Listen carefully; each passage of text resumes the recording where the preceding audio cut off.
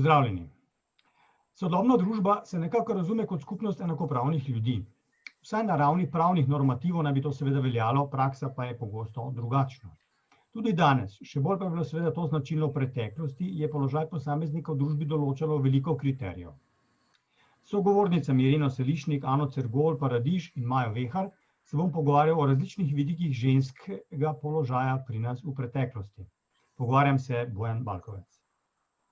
Pa morda začnemo z Marshallovo definicijo državljanstva iz njegovega klasičnega dela Citizenship and Social Class iz leta 1950, kjer on deli pravice na civilne, politične in socialne. Tudi mi bomo šli nekako v tem zaporedu, pa začnimo s civilnimi pravicami.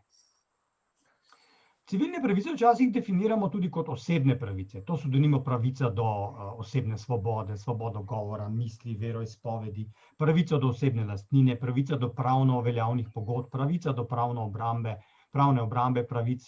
Danes to nekako razumemo kot del človekovih pravic, torej tisto, kar gre vsem posameznikom. Vendar pa so človekove pravice pripadale vsem ljudem, državljanske pripadajo pa ne državljanom. Pa začnimo s kratkim pregledom v 19. stoletju, pa potem bomo počasi prišli do današnjega časa. Pomemben zapis pravne norme je bil obči državljanski zakonik. Morda gremo najprej v 19. stoletje, pa Irena in Ana, kaj govori državljanski zakonik o ženskah. Najprej seveda pa nasplošno in specifično, kaj je tukaj z ženskami. Ali so odvisne od moškega, ali so mu podrejene? Ja, če začnemo z občim državljanskim zakonikom, moramo vedeti, da to je bil projekt, ki ga pripravlja avstrijska monarhija oziroma Habsburška monarhija približno 60 let. Da to je bil zelo pomemben podvig, ki se začne v 18. stoletju in ga pripravljajo, bi lahko rekli, največji pravni umi v monarhiji. Dokler potem leta 1811 ni končno sprejet. Ne sicer na Kranjskem, ker v tistem trenutku so ilirske province tukaj, vendar pa potem, ko enkrat je konec z ilirskimi provincami, stopi v veljavo obči državljanski zakonik tudi tukaj. Obči državljanski zakonik ureja vrsto aspektov življenja ljudi, ki pred tem pravzaprav nikoli niso bila urejena. Prvič jih začne urejati, zlasti civilno-pravne razmere. In v občem državljanskem zakoniku je sicer se odslikava nekoliko razsvetljenske logike, velik poudarek na tem, da ne bi bili pa zdaj vsi državljani enaki in državljanke, vendar pa bomo videli temu še zdaleč, ni tako. Če mi vzamemo v roke obči državljanski zakonik, ki je precej obširen in pravzaprav velik pravni podvig, ki je ponekod v nekaterih srednjeevropskih državah za določene aspekte življenja veljaven še danes. V njem lahko preberemo v 91. členu, ta sicer danes zagotovo več ne velja v nobeni evropski državi, je pa veljal 1811, v 91. členu tako piše: mož je glava rodovine. V tej lastnosti mu gre soosebna pravica gospodariti. On ima pa tudi dolžnost zakonsko tovarišico po svojem premoženju spodobno vzdrževati in jo v vseh prigodkih namestovati. V 92. členu žena dobiva priimek moža in uživa pravice njegovega stanu.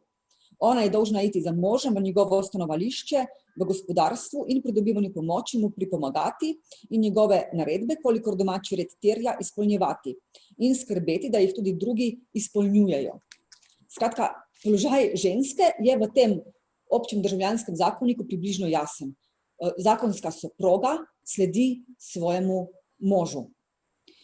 Tukaj se pravzaprav skrivata dva razmišljanja, zakaj je temu tako. Torej na eni strani ta tipična, prva v bistvu patriarhalna logika, po katerem pač samo možje posedujejo vrline, s katerimi lahko upravljajo državo in pa javno. Ženske naloge pa so povsem drugačne. Zato je to v bistvu prepuščeno možu.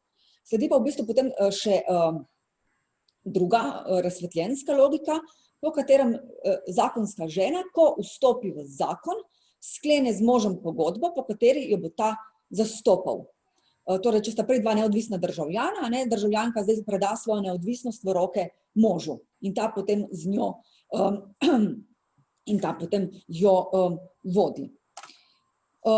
V občem državljanskem zakoniku tako v bistvu piše, da je mož oskrbnik in pa upravitelj vsega ženinega premoženja, tudi vso premoženje, ki ga pridobita v času skupnosti, sodi v bistvu, se šteje, kot da je to premoženje moža, razen če žena na sodišču ne zahteva drugače. In tudi recimo žena ne more dobiti potnega lista brez dovoljenja moža. Vendar pa ta ODZ kljub vsemu ni bil tako zaostal, če ga recimo primerjamo z francoskim Civil de Code, kajti po njemu recimo ženska ni bila, torej ni imela status neke osebe, ki lahko vstopa v pravna razmerja. Po občem državljanskem zakoniku pa ta status ima in posledično potem lahko tudi, torej, kot sem rekla, gre na sodišče, zahteva, da premoženje, s katerim upravlja mož in z njim očitno ne upravlja dovolj dobro, potem prevzame to skrb zanj ona.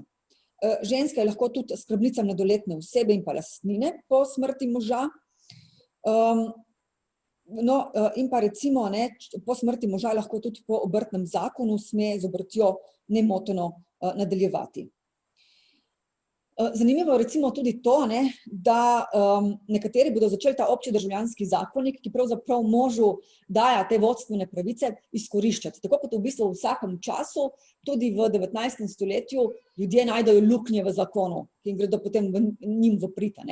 In tako recimo obči državljanski zakonik govori, da je pač mož odgovoren za dobrobit žene, žena pa ni odgovorna za dobrobit moža. In tako potem nekateri, naprimer, najdemo primere, če torej se mož razglasi, da je neprišteven in potem mora vse stroške njegovega zdravljenja nositi občina. Žena pa medtem razpolaga z njegovim upravlja, torej z njegovim premoženjem. In ko to občinarji ugotovijo, s tem seveda niso zadovoljni. Torej gre za neko pravno luknjo, ki jo tudi nekateri možje, žene začnejo izrabljati.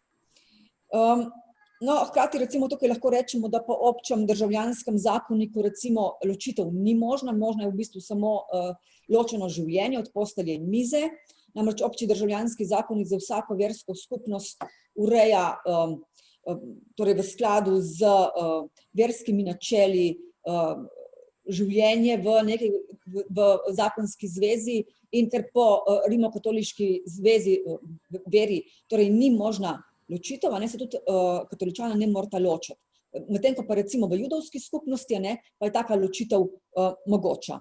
Medtem ko recimo Civil de Code, ki sicer, kot sem rekla, v nekaterih primerih bolj nazadnjaški, glede recimo nezakonskih otrok in nezakonskih mater, ali pa torej v primeru žensk vstopanja v pravne posle, ima tukaj recimo možnost, da pride do civilne ločitve, kar po občem državljanskem zakoniku ni možno.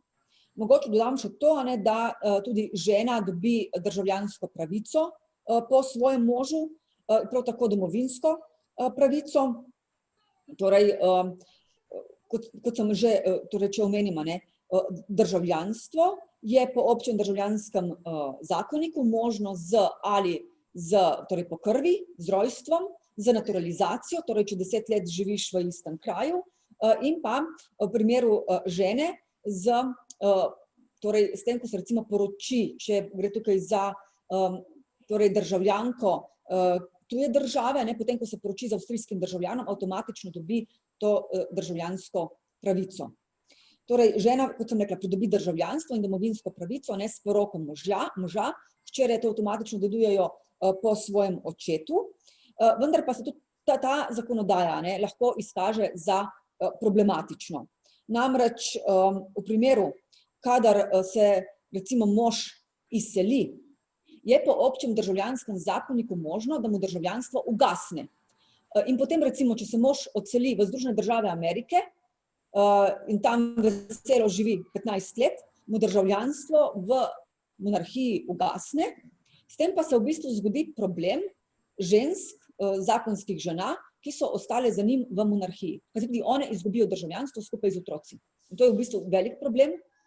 Podobno kot recimo to postane problem zlasti v času Prve svetovne vojne, ko se nekatere avstrijske državljanke poročijo z srbskim državljanom, dobijo srbsko državljanstvo in se kar naenkrat znajdejo kot sovražnice v svoji lastni državi. Pa mogoče zaključim tukaj, pa prepustim Ani besedo, da doda. Verjamem, da ima še mnogo dodati. Kar se tiče tega vprašanja, bi samo še dodala, naprimer, še v bistvu poudarila, kar si že izpostavila, to vendarle dokaj napredno linijo občega državljanskega zakonika v primerjavi z podobnimi ostalimi evropskimi zakoniki. Denimo tudi angleško pravo je bilo še v 19. stoletju bolj nazadnjaško in je v bistvu še vedno tudi upoštevalo to načelo, podobno kot recimo Napoleon femme couverte, kar pomeni, da je bila žena od, glede številnih stvari in pravic odvisna od svojega moža. Sicer bistveno več pravic pa so imeli na drugi strani, se pravi, samske ženske. In kar je še pomembno, glede francoskega občega državljanskega zakonika oziroma Code civil je, da se je tudi srbsko pravo zgledovalo po njem, kar bo kasneje vplivalo na tudi slovenski prostor v času Kraljevine Jugoslavije. Jaz bi to dodala, kar se tiče občega državljanskega zakonika. No in točno tja se zdaj premikamo v obdobje čas stare Jugoslavije. Ena velikih nalog te nove nastale države je bila pravzaprav poenotenje zakonodaje. Vemo, da so se v skupnost državo združili različne prostore z različno pravno prakso pred tem, od Avstro-Ogrske prek srbske, črnogorske do ponekod še precej močnih ostankov turške zakonodaje. Kako je zdaj to potem bilo z državljanko, pa z prebivalko kraljevine SHS in z njenim razmerjem do moža, ne v smislu intimnega partnerja, pač pa v smislu zastopnika pri mnogih stvareh. Torej nadaljujemo tam, kjer smo slišali, mož je glava družine, ali je še vedno glava družine? Ja, seveda, mož ostaja glava družine, ker tudi obči državljanski zakonik praktično je v veljavi do leta 1945. Namreč v vsem dolgem obstoju oziroma kratkem obstoju Kraljevine Jugoslavije, Jugoslaviji ne uspe poenotiti zakonodaje. Zdaj ne samo na področju torej civilnega prava, ampak tudi druge, vemo recimo agrarno pravo, torej ti veliki politični projekti pravzaprav propadajo. Tako da ODZ pa pravzaprav v Jugoslaviji ostaja najbolj moderen kos zakonodaje. Sicer je v Jugoslaviji 6 različnih pravnih področji glede ODZ-ja, torej pravni partikularizem, od šariatskega prava, madžarskega prava, srbskega prava, ki ga je že Ana omenila. Mož ima torej pravico žensko zastopati na sodišču, vendar pa mu ženska to pravico lahko tudi odvzame. Mož je še vedno po zakonu torej skrbnik in upravitelj ženinega premoženja, če mu le-te v zakonskem postopku niso odvzete. Ta ODZ seveda velja za slovenski prostor. V vsakem delu Jugoslavije velja torej pravo, ki je veljalo torej pred začetkom Prve svetovne vojne. No, rekla bi še to, da potem v času stare Jugoslavije kar dve državi se začneta ukvarjati s položajem državljanke. Tako da, na primer, v prvi ustavi sicer piše, da so izenačeni, torej da ne bi bili državljani vsi enaki pred zakonom, vendar pa potem recimo v 27. členu jugoslovanska država zapiše, da je zaščita mater in otrok odgovornost države. V ustavi iz leta 1931 pa sodi pod zaščito države tudi zakonska zveza. Tako da v bistvu družina postaja vedno bolj pomembna, vedno bolj se začnejo ukvarjati s konceptom družine, pri tem mogoče samo dodam, da ta družina pravzaprav pred Prvo svetovno vojno po občem državljanskem zakoniku ni pomenila današnje, torej te sorodstvene družine, ampak je družina bila neke vrste, bi rekli, produkcijska enota. V družino so sodili tudi vsi hlapci, dekle, ki so stanovali pri neki hiši, medtem ko pa je rodbina pomenila neko sorodstveno enoto. Družina pa v bistvu bolj neko produkcijsko noto, vendar pa se potem smisel in definicija tega nekoliko spremeni. Torej, država le počasi spreminja zakonodajo z področja ODZ-ja z nekaterimi ostalimi zakoni. Naprimer, leta 1928 je sprejet novi zakon, ki ureja državljanske pravice, vendar pa se neki veliki napredki na tem področju ne zgodijo. Torej, državljanstvo ženske pravzaprav v nekih, razen v redkih izjemah, še vedno določa soprog.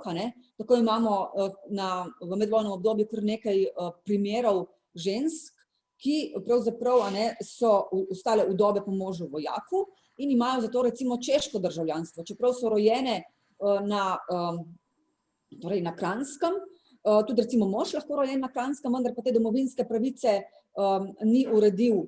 Torej, domovinska pravica je pravica, ki jo imajo avstrijski državljani in jim podeli pravico stanovati v neki občini, če to predtem ni bilo urejeno. Ženske recimo lahko imajo na primer češko državljanstvo in iz tega češkega državljanstva pravzaprav tudi nočejo. V nasprotnem primeru bi izgubile pravico do pokojnine s strani češke države, ko so bile pač poročene s češkim državljanom. Tak primer recimo je Elza Kastel Obereigner, ali pa recimo tudi Lili Novi. Tako da ženska recimo v stari Jugoslaviji še vedno nima pravice do potnega lista brez privolitve moža in tako naprej. Najdejo pa tudi v bistvu tukaj ljudje spet luknje v zakonu in tako naprimer se zgodi, da pa v stari Jugoslaviji kar naenkrat začne močno poraste število ločitev. Namreč novi jugoslovanski državi je priznanih kar 12 veroizpovedi in če ti prestopiš iz rimokatoliške vere v neko drugo veroizpoved, se lahko ponovno poročiš. In kar nekaj takih tudi slovenskih intelektualcev se tega posluži, da se lahko ponovno poroči. Tako da ta ODZ v bistvu postaja v medvojnem obdobju, se kažejo problemi tega zakona in postaja vedno bolj nezadosten. Kar bi še na tem mestu dodala, je, zakaj je na primer srbsko pravo tudi za nas, za naš prostor, za ljudi, ki so prvotno živeli na območju današnje Slovenije, pomembno. Zaradi tega, ker se v obdobju med obema vojnama dogajajo številne migracije, in sicer v smeri sever proti jugu, kar pomeni, da se številni Slovenci in tudi Slovenke oziroma ljudje, ki so živeli tedaj na območju današnje Slovenije oziroma tudi Hrvaške, selijo proti jugu, se pravi, veliko se jih odpravi v Beograd. Med ženskami so to večinoma oziroma v številnih primerih služkinje, torej samske ženske, ki potem se znajdejo v taki zelo nenavadni situaciji v samem Beogradu, kjer jih ne ščitijo več neki relativno sorazmerno napredni zakoni v okviru avstrijske zakonodaje, pač pa so sedaj te ženske podvržene srbskemu državljanskemu zakoniku. In tu se potem pojavi problem, zlasti v primeru, ko te ženske na primer potem tudi zanosijo, postanejo samske matere. Kar se tiče občega državljanskega zakonika, je vendarle veljalo, da so za nezakonske otroke bili vsaj uradno, vsaj po zakonu dolžni skrbeti očetje, kar pa za srbski zakonik ne velja in je potem to gotovo spravil vse te ženske, ki sedaj živijo na jugu države, v precej neugoden položaj. Vmes bi seveda sledil čas druge svetovne vojne, ki pa je pravzaprav pravno čas, ko pravo ne velja, vsaj v določenem smislu seveda ne. Tako da bomo ta čas izpustili, pa bomo zdaj prešli na povojni čas, Maja, ti se sicer ukvarjaš s svojim raziskovanjem z nekim ožjim področjem odnosov med moškimi in ženskami, pa bomo do teh stvari tudi še prišli. Kako pa se je na splošno spremenil položaj žensk v socializmu, pa seveda kaj je zdaj v kapitalizmu? V socializmu so bili vodilnih polna usta o enakopravnosti spolov pred zakonom in v praksi. Pa je bilo to res? Se je ženska res otresla skrbništva moškega? Vemo, na primer, v Franciji je ženska še tja nekje do 60 let, če se prav spomnim, bila odvisna od moža v tem v precej banalnem vprašanju, ali se lahko zaposli, ali ima lahko svoj bančni račun, recimo. Torej, kako pa Slovenka po letu 45 v tem delu? Ja, res je, v bistvu po koncu druge svetovne vojne in spremembo družbeno-političnega sistema je na Slovenskem prišlo tudi na področju žensk in njihovega položaja do kar velikih sprememb. In sicer, teoretično je ustava FLRJ leta 1946 uzakonila enakopravnost in enakost med spoloma. Tako da v bistvu se ne bi tudi ženska, stremeli so k temu, da se ne bi ženska otresla v bistvu tega skrbništva moškega. In če v bistvu pogledamo samo zakonsko zvezo, postala veljavna civilna poroka, uvedli so monogamijo in recimo znotraj tega je veljala delitev premoženja med partnerjema, oba sta imela enake pravice in tudi dolžnosti do otrok. In če se zdaj navedemo na to v bistvu izbiro poklica, ne bi si oba vključena v zakonsko zvezo svobodno izbirala poklic. Recimo, omenil si primer Francije, tudi v Avstriji in Veliki Britaniji je bilo še v 80-ih letih tako, da je morala ženska, ko je šla po porodu, po porodniškem dopustu delati, je morala še vedno pridobiti dovoljenje moža, da se lahko ponovno zaposli po rojstvu otroka. Zdaj v Jugoslaviji tega ni bilo, bi si pač same izbirale poklic. In tudi recimo novost je bila ta, da jim ni bilo nujno prevzeti moževega priimka. To je se pravi na neki teoretični ravni, v bistvu lahko rečemo, da s tem je nekako ženska ne bi bila več last moža oziroma je bila priznana kot nek individuum. Seveda, zdaj nekaj je bila teorija, nekaj je bilo pa v bistvu udejanjanje vseh teh pravic v praksi. Res je, da so stremeli k temu, da bi se patriarhalnost nekako umaknila, da bi ženske bolj javno nastopale, se zaposlovale. Še vedno pa v bistvu družba bilo pač treba spremeniti tudi miselnost same družbe. Družba je v veliki meri še vedno ostajala patriarhalna, kar se bo recimo potem videlo, ko bomo govorili o političnih pravicah, da se ženske, kljub temu, da so dobile aktivno volilno pravico, še vedno pač niso bile v tolikšni meri zastopane, kot bi bile lahko.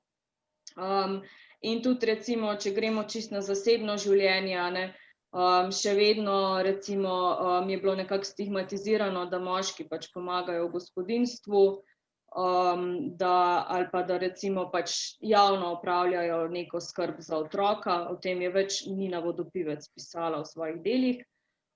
Je pa recimo Maca Jogan izpostavila, da si je pa SZDL recimo prispevala, da bi se vsaj ta da bi se začela ta integracija načela enakosti, tako da recimo so poskušali manjšati razlike pri plačah, večala se je zaposlenost žensk, tudi kar se tiče porodniškega dopusta, to bomo kasneje verjetno več omenili. Je pa res, da je potem temu jugoslovanskemu obdobju sledila pa potem po razpadu v času tranzicije pa spet ta težnja po tem, da bi pač ženske spet nekako dali pod skrbništvo moškega oziroma pokazala se je neka težnja, da bi jih ponovno domistificirali. To se vidi recimo v rekatolizaciji družbe, potem tudi v željah po kontroli reprodukcije, pa recimo v nekih navideznih, prijaznih pobudah, kot je bilo recimo pobuda za 2- ali 3-letni porodniški dopust, skrajšan delovnik, kar pa v bistvu hkrati prinaša spet nižji dohodek in tudi to, da je ženska potem spet nekako odvisna od moškega. Jaz bi mogoče dodala samo še to, da tudi po letu 1945 se zgodi en velik preobrat, ampak kljub vsemu neki prežitki družbe pred vojno ostajajo, recimo tudi ta linija pridobitve recimo republiškega državljanstva, je v bistvu republiško državljanstvo, ženino, je bilo določeno glede na moža, na primer, ne. Ja, vse to je videti včasih tudi v precej nenavadni logiki, zakaj je otrok v knjigo državljanstva vpisan nekje popolnoma na nepričakovanem mestu, ker je seveda vezan na to, katero republiško državljanstvo je imel oče, ne pa na to, kje je živel. Pa pojdimo k naslednji temi. Ženske so v predindustrijski dobi sicer imele določeno vlogo v gospodarstvu. Pustimo zdaj, da je bila seveda ta vloga različna glede na sloj, status ženske, ali bila kmetica, žena obrtnika, trgovca. O ženskah višjega statusa tu ne bomo pretirano govorili, saj so bile to pravzaprav precej majhen del družbe. Vsaj za ženske na kmetiji je verjetno, da so bile pomemben element gospodarstvene organizacije na kmetiji. O vdoveli se je hitro poročil ne le zaradi tega, ker so njegovi mladoletni otroci po izgubi matere potrebovali novo mater. Pravzaprav je vprašanje, kaj je bilo prioritetno, da otroci potrebujejo mater ali da on potrebuje dodatno delovno silo. Videti je, da bi se v kapitalizmu to spremenilo. Obstaja vtis, da so bile v delavskih okoljih ženske doma in da so za preživljanje skrbeli moški. Vsi seveda, ta vtis prihaja iz tega, kar vsi poznamo, namreč kako naj bi se ženske osamosvajale v času Prve svetovne vojne, ko so pač možje odšli na fronto, one pa v tovarno. No, potem se seveda stvar spet obrne nazaj. Ali je torej ženska res postala delavka šele takrat, kot sem rekel v tej zgodbici o Prvi svetovni vojni, ali pa je ženska seveda delovna sila v gospodarstvu, ne toliko mislim v kmetijstvu, že čim se seveda te vrste oblike delovnih aktivnosti pojavljajo. In pa kakšne so pa tudi njihove socialne pravice, recimo, kako je zdaj z njeno plačo, kako je kakšna je zdaj tu minimalna ekonomska blaginja in socialna varnost, pa pravice na trgu delovne sile, so te različne za moške in ženske? Začnimo recimo bolj zgodno obdobje, pa bo Irena začela recimo. Ja, no, da najprej se navežem na tvoje besede, v bistvu res v 19. stoletju se je lahko samo vdovec z otroki ponovno poročil iz zgolj pragmatičnih in instrumentalnih motivov. Ker 19. stoletje je vendarle stoletje romantične ljubezni in vsem ostalim to ni bilo dovoljeno. Vdovci pa imajo ta privilegij, da lahko gledajo na življenje z bolj, bi lahko rekli, posvetnimi motivi. Hkrati bi dodala, da na Kranjskem je tradicionalno visok delež zaposlenih žensk. Ta delež ga pravzaprav srečamo v 19. stoletju in v kontekstu avstrijske monarhije pravzaprav kar izstopa. No, hkrati pa seveda se v 19. stoletju z razvojem delavskega gibanja, z močno grožnjo anarhističnega gibanja začnejo torej regulirati socialne pravice, sprva torej v Nemčiji in po Nemčiji se zgleduje, oziroma po pruski državi, se potem začne zgledovati tudi avstrijska monarhija, ki enako začne regulirati torej starostno in bolniško zavarovanje delavcev. In v tem kontekstu so seveda regulirane tudi delavke, ki dobijo nekaj skromnih pravic, ki gredo pa posebej njima in so pač vezane na porodniški dopust. Namreč od leta 1885 imajo lahko ženske v monarhiji torej porodniški dopust, vendar pa to pravzaprav moramo vedeti, da delavk je le 9% torej populacije in jih malo koristi, pa še to pravzaprav vprašanje, kajti inšpektorati niso ravno zelo intenzivno in dobro delovali. Hkrati moramo tudi vedeti, da v 19. stoletju je kup poklicev, ki pravzaprav, v kamor ženske sploh ne morajo vstopati, Eden izmed redkih takih izjem je poklic učiteljice v 19. stoletju, potem, ko je uvedeno torej obvezno šolstvo in začnejo pravzaprav s tem, ko so moški postajajo pogosto ravnatelji, ženske tiste, ki zavzemajo prostor v teh učilnicah in zato se začne zelo večati torej delež učiteljic. Delež učiteljic pravzaprav postane tako velik, že pred začetkom Prve svetovne vojne, da je žensk v izobraževanju že več kot polovico. Torej ta feminizacija učiteljskega poklica se začne, v bistvu bi lahko rekli, že davno prej, kot se danes zdi, ko govorimo recimo o feminizaciji učiteljskega poklica, to je v bistvu že stvar, ne vem, tam leta 1910, ženske prevladujejo, tudi recimo ženske začnejo vstopati v poklic uradnice, namreč od leta 1900 nekako se ženske zaposlujejo zlasti kot strojepiske v državni upravi monarhije. Torej, ali pa recimo urejajo razne dopise v različne mape, kategorizirajo dopise, torej ta najnižja delovna mesta v državni upravi. Zdaj, kako je s socialnimi pravicami, kot sem že prej omenila, socialne pravice so pravzaprav vezane na domovinsko pravico, domovinsko pravico pa lahko imajo le avstrijski državljani in to domovinsko pravico pravzaprav podeli občina. Občina je pri tem v bistvu zelo striktna, kajti vsekakor v svojo občinsko zvezo ne bo sprejemala torej, ljudi, ki bi lahko pomenili veliko breme občini, ki bi torej lahko občino stroškovno obremenili. Zato domovinsko pravico lahko dobiš zgolj, če torej se ugotovi, da ne boš breme občini in od leta 1863, če jo ne dobiš, se pravzaprav tudi sploh ne moreš pritožiti. Domovinsko pravico pravzaprav lahko dobiš, samo če občina nima nič proti temu, ne obstaja pa tudi nikakršna možnost torej pritožbe. No, v kraljevini SHS, kraljevina SHS sebe pravzaprav razume kot socialno državo in tudi ogromno sredstev namenja v to, da bi izboljšala socialni sistem, zdravstveni sistem in tako naprej. Tako da zakon v kraljevini SHS predpisuje ženskam manjšo podporo za nezaposlenost kot moškim. Recimo samo delavcu gre določen poseben dodatek za vzdrževane družinske člane, recimo ženske te možnosti nimajo. Kljub vsemu pa recimo zakon o uradnikih iz leta 1931 predpiše, da so vsi poklici torej v državnih službah odprti za ženske. Vendar pa kljub vsemu ni bilo ravno tako. Tudi če zakon torej pravi o tem, da so nagrade, sprejem v te službe enako odprte ženskam, temu ni tako. Recimo ženske v kraljevini SHS še vedno ne morejo recimo biti sodnice. Poleg tega se recimo obstajajo določene kvote za zaposlovanje žensk kot v prometnem personalu, torej kot recimo šoferk in tako naprej. In pa recimo po gospodarski krizi obstajajo torej določene kvote, koliko žensk se lahko zaposli v poštni in telegrafski dejavnosti. Cilj seveda zlasti po tej gospodarski krizi je, da so te javne službe, ki so najbolj varne, namenjene torej predvsem moškim. In dejansko se potem ti ukrepi dejansko reflektirajo tudi na trgu delovne sile, ko se delež žensk začne zmanjševati.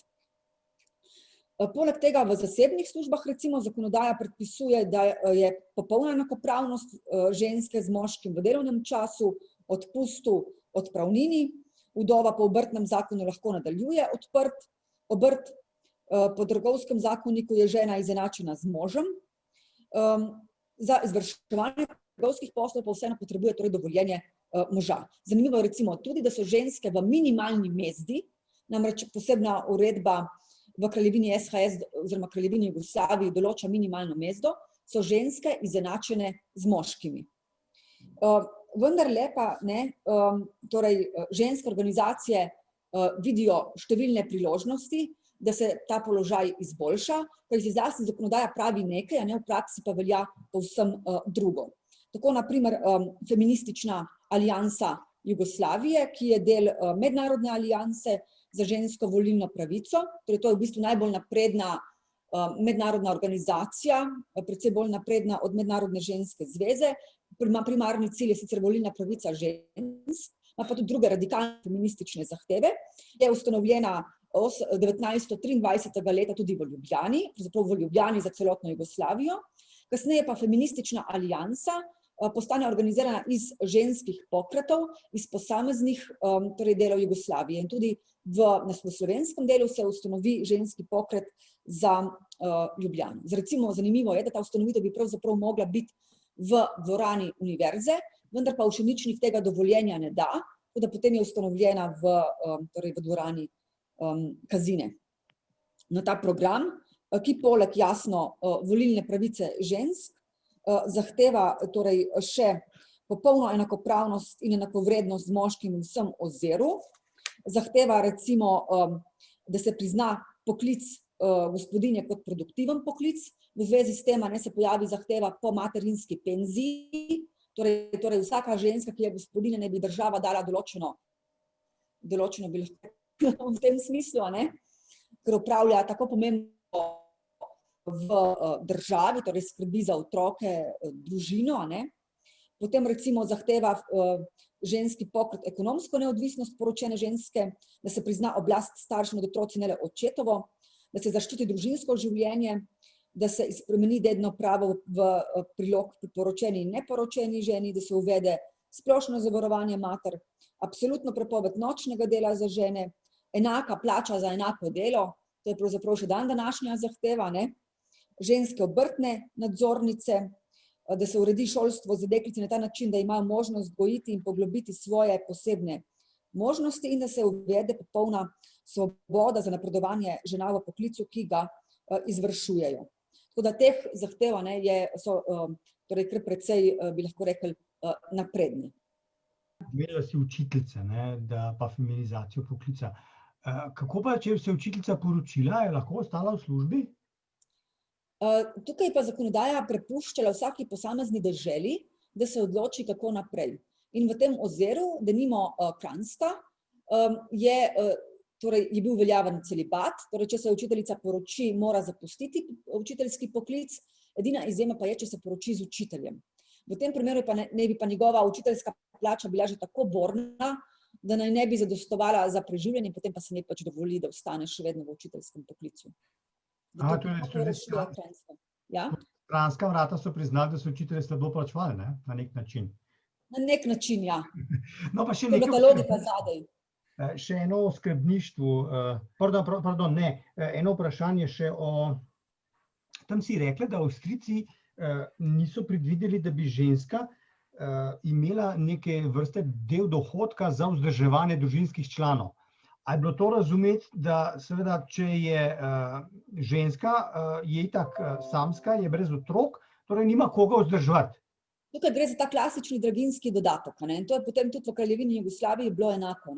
Torej, draginjski dodatek gre preskrbovancu, torej gre možu, in pogosto je ta draginjski dodatek pravzaprav lahko celo večji od same plače, če imaš torej nekaj otrok. Medtem ko za žene so torej v glavnem, ne bi bile, če so poročene, naj bi ne delale, torej ne bi dobile tega dodatka, problem se pa pojavi potem pri nezakonskih materah. One pa v bistvu same preskrbujejo otroka, pa bi ta dodatek potrebovale, pa ga je država ne priznala. To me je spodbudilo, da češ nezakonska mativa nima draginjskega dodatka, tu je pa potem takoj težava. Dobro, smo pri hipokriziji, ki ni očitno, ki je trdovratna zadeva. Posebno področje v kontekstu socialne zaščite žensk je tudi državna zaščita mater. Med prve zakonodajne ukrepe, povezane z zaščito mater in predvsem njihovih otrok, je možno šteti predpise v zvezi s profesionalizacijo porodniškega poklica. Med prve resne korake v tej smeri so na avstrijskem, ter s tem seveda tudi v slovenskih deželah, naredili že v drugi polovici 18. stoletja, ko so v sklopu teh obsežnih Van Swietnovih zdravstvenih reform začeli s sistematičnim šolanjem babic in strogim preganjanjem neuradno šolanih porodnih pomočnic in zdravilcev. Kakor recimo v svoji monografiji pojasnjuje tudi Peter Borisov, je bila Avstrija celo prva evropska dežela, ki je leta 1770 v zdravstvenem zakoniku Normativum Sanitatis kodificirala babiški poklic. V Ljubljani so tako prvi uradni babiški tečaj, ki ga nekateri štejejo za začetek dolge tradicije te ljubljanske babiške šole, uvedli že leta 1753. Svoji babiški šoli oziroma tečaja sta v 50 letih 18. stoletja prav tako dobila Gradec in Celovec. Na nekoliko večje težave so pri organiziranju sistematičnega šolanja babic naleteli v Trstu. Čeprav segajo poskusi uvedbe tečaja že v letu 1753, so tržaške oblasti prvo tovrstno šolo z neprekinjeno tradicijo namreč ustanovile šele leta 1880. Predtem pa so se primorske babice po večini strokovno izpopolnjevale celo v Ljubljani. Še počasnejši razvoj beležimo v Prekmurju, kjer šolanja porodnih pomočnic niso uredili do prve svetovne vojne. Vzporedno s prvimi babiškimi tečaji so logično začeli izhajati tudi učbeniki za babice v slovenskem jeziku in to sistematično šolanje babic je seveda znatno predrugačilo tudi babiški poklic. Dejavnost, ki je v starem režimu torej izrazito temeljila nekako na tem medsebojni pomoči in medsebojnem poučevanju žensk, je postopoma vse bolj prihajala pod logično nadzor moških zdravnikov. Ta profesionalizacija pa babiškega poklica ni podredila samo moškim zdravnikom, ampak tudi interesom oblasti, ki je že v 18. stoletju nekako težila k pospeševanju rasti prebivalstva. Da so na primer discipliniranje babištva spremljali izrazito pronatalistični motivi, je razvidno že iz pravilnikov, v katerih lahko zasledimo tako prepovedi v zvezi z umetno prekinitvijo nosečnosti, kot tudi obveze o nudenju brezplačne pomoči samskim in revnim nosečnicam. Zadnji ukrep je med drugim imel za cilj tudi zmanjšanje števila detomorov. V tem duhu so oblasti gradile najdenišnice in prve porodnišnice, ki so bile sprva namenjene prav najrevnejšim neporočenim nosečnicam. Namreč, medtem ko so premožnejše ženske zaradi upravičenega strahu pred širjenjem nalezljivih bolezni v 19. stoletju še vedno rojevale doma, so tovrstne ustanove socialno ogroženim pogosto predstavljale edino zatočišče pred cesto. V njih so celo, kakor kažejo različni dekreti, lahko prebivale brezplačno, vendar so se pri tem morale podrejati določenim pravilom. Pridobiti so morale brezplačno spričevalo, dojiti dojenčke v sirotišnici in po potrebi celo sodelovati pri praktičnem pouku iz porodništva. Hkrati so porodnišnice in najdenišnice ženskam tudi nudile neko določeno mero anonimnosti v primeru, da so rojstvo svojega nezakonskega otroka zaradi občutka sramu hotele skriti pred očmi javnosti. In v slovenskih deželah so prve porodnišnice začeli ustanavljati prav v zadnjih desetletjih 18. stoletja oziroma v 19. stoletju. Recimo Ljubljana je porodniški oddelek dobila leta 1789. Po drugi svetovni vojni je tudi na tem področju prišlo nekako do nadgrajevanja nekaterih zadev, ki sta jih že moji predhodnici omenili. Tudi zdaj nazadnje so bile omenjene porodnišnice, skrb za matere, tudi v socializmu je bil velik poudarek na zaščiti mater in otrok, tako da v bistvu je prišlo do institucionalizacije porodov, večina porodov je kmalu prešla v bistvu v porodnišnice. Velik poudarek je bil v bistvu na zagotavljanju materinega zdravstva, tako da so bili uvedeni tudi nekateri obvezni pregledi v času nosečnosti, pa kasneje tudi otrok. Še vedno so delovali tudi materinski domovi, ki so bili prej omenjeni.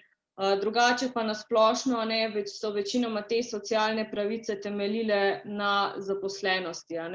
Država si je v bistvu zelo prizadevala za zaposlovanje žensk, in sicer iz ekonomskih pa tudi ideoloških razlogov. Zdaj, ideološki so bili v bistvu tudi to, da je samo zaposlena ženska nekako ne bi bila sposobna dobro vzgajati otroke. Poleg tega je bilo pa s to zaposlenostjo, je pa na tej zaposlenosti temeljila ekonomska neodvisnost, ki je bila pa hkrati tudi pogoj za doseganje enakopravnosti. Zdaj, kar se tiče skrbi posebej za ženske zaposlene, pa njihove pravice, recimo imele so pravico do zaposlitve za polni delovnik, za nedoločen čas. Zdaj, imele so tudi individualno pravico, ki ni bila vezana na moškega, do socialnega, zdravstvenega, pokojninskega zavarovanja. Potem že prej bil omenjen porodniški dopust, ki se je v bistvu tekom tega socialističnega obdobja povečeval. Po vojni je znašal 84 dni, potem v 60 letih 105 oziroma 135. No, leta 1986 je bilo pa uvedeno 1 leto porodniškega dopusta in naprimer pomembna je bila ta pravica, da je bilo prepovedano odpustiti nosečnico ali pa doječo mater in v bistvu nosečnica oziroma porodnica ne bi potem imela tudi pravico, da se po poteku porodniškega dopusta vrne na svoje delovno mesto, ki ga je pač z odhodom na porodniški dopust zapustila. To so bile pač neke pomembne zadeve, katere v bistvu lahko občutimo še danes, oziroma na katerih se je potem gradilo tudi naprej. Se pravi, poleg skrbi v porodnišnicah, pa v materinskih domovih, kamor so ženske prihajale naprimer že nekaj dni ali pa tednov pred porodom, sploh če so bile rizične nosečnosti ali pa so ostajale potem v njih, da so si opomogle. So obstajali tudi otroški oziroma dečji domovi, kjer so skrbeli v bistvu za otroke, pa tudi tako je bilo, da recimo, če se je nekje na terenu, če so babice ali patronažne sestre ugotovile, da naprimer neka ženska pač ne skrbi pravilno ali dobro za svojega otroka, so jih dejansko v te ustanove lahko tudi poslali za nekaj dni, kjer so jih recimo poučevali o pravilni negi otroka. Pravzaprav tukaj se vidi, kako se ta patronažna skrb, ki se začne že v kraljevini SHS, institucionalizira v povojni socialistični Jugoslaviji. Se pojavijo domovi igre oziroma vrtci, ki postanejo zelo pomembni, zato da lahko zaposleni mater. Tako je, v bistvu se pojavijo tudi neke, kako bi rekli, institucije, ki naj bi olajšali ženski združevanje, se pravi dela pa družinskega življenja, in to so v bistvu ti vrtci oziroma, kot si prej omenila, in tukaj imam podatek, da jih je recimo leta 1979 je bilo vanje vključenih okrog 33% otrok, medtem ko leta 1987 pa že 52%. Se pravi, s temi ustanovami, pa tudi v bistvu z celodnevnimi šolami, to je bil tudi en koncept, naj bi ženskam omogočili, da v bistvu sodelujejo tako pri delu, kot tudi v javnem življenju. Naprimer, da so aktivne v politiki, da so aktivne v nekih lokalnih oblastnih organih ali pa gospodarskih organih. Ker recimo še leta 1966 čuva 16% vseh dojenčkov gospodinjska pomočnica. Še dodatnih 40% pa v bistvu babice. Tako da to, da se pojavijo vrtci, ki nadomestijo to vrstno čuvanje, ki ga institucionalizirajo, se mi zdi zelo pomembna stvar. Ja, hkrati pa je tu pomembno vendarle poudariti to kontinuiteto iz predvojnega obdobja, se pravi iz obdobja med obema vojnama, ko se že razvijajo nekatere te ustanove, ne. Jaz mislim, da je to potrebno poudariti, ker nekateri menijo, da se vse skupaj razvije šele po drugi svetovni vojni. V resnici pa imamo tovrstne zavode, ne, recimo zavode, ki skrbijo za zaščito mater in otrok že takoj po prvi svetovni vojni. Ja, to je v bistvu res. To je zelo pomembno, zato ker recimo dispanzerji za otroke ali pa dispanzerji za ženske, a ne, so dejansko vlečejo to tradicijo, mislim, to neko svojo tradicijo že iz predvojnega obdobja, a ne. Jih imamo že takrat in v bistvu po vojni se pa s tem zavzemanjem za pač ponujanje neke zdravstvene oskrbe, zdravstvenega varstva potem še razširijo. Temeljijo pa res na tem konceptu, ki je bil pred vojno. Ja, kraljevina Srbov, Hrvatov in Slovencev, na primer že v svoji ustavi, izdani leta 2021, izrecno zapiše, ne, da država skrbi za posebno zaščito mater in dece, in nekateri zakoni v tem smislu se sprejemajo že prej, že predhodno, že leta 1919, ko ustanovijo ta prvi državni oddelek za zaščito dece, ne. In omenjeni oddelek je sprva deloval samostojno, septembra pa je nato prišel pod to novo ustanovljeno Ministrstvo za socialno politiko. In tedaj so bili načrti resnično veliki, predvidevala se je organizacija številnih teh zavodov, vendar se potem v drugi polovici 20. let in v 30. letih zaplete, tudi zaradi gospodarske krize, ne, tako da številni od teh načrtov, teh zelo ambicioznih načrtov ostajajo samo na papirju, ne. To je pa druga plat te zgodbe, ne. Dve podvprašanji. Najprej Irena, a niso celo neke tovarne, ki so bile, zdaj bi da nekdo mogoče narobe rekel, socialno čuteče, bile so pa pravzaprav bolj praktične, recimo pa so imele vrtce že v rajnki Avstriji, menda je tobačna tovarna v Ljubljani tak primer, ne? Ja, tobačna tovarna ima krasne jasli. Jaz sem našla v arhivu celo neke primere, kako so recimo gledala, ne, kako so te jasli v različnih čeških tovarnah organizirali in so potem tudi sami želeli nekaj tako modernega organizirati. Hkrati v 19. stoletju tudi že obstajajo otroška zavetišča, ki jih so pravzaprav bolj ali manj dobrodelno ustanovljena in vodena s pomočjo raznih dobrodelnih sredstev, ki jih zbirajo razne dame in pa odbori po Ljubljani. Tako da, ja, obstajajo tovrstni podvigi, ne, vemo, da tudi že v 19. stoletju so nekateri kapitalisti, bi rekli, socialno čuteči in poskušajo poskrbeti tudi za svoje zaposlene. Naprimer, mislim, da v Tržiču ustanovijo zgradijo celo posebno stavbo, namenjeno delavkam, ne, kjer lahko te dobijo sobe in hkrati pa se tudi to v bistvu nadzira, ne, kaj počnejo v svojem prostem času in kako moralno živijo. Za zaključek tegale sklopa morda še eno vprašanje za vse tri. Tudi danes smo pravzaprav še pogosto priča, recimo ob kakšnih iskanjih služb, ne, da je kandidatka v razgovoru neprimerno povprašana po svojih načrtih, ne, ali bo imela otroke v kratkem in kaj podobnega, ne. In čeprav seveda to ne bi smelo se dogajati, vemo, da ne rabimo biti na to prepričani, da se ne dogaja.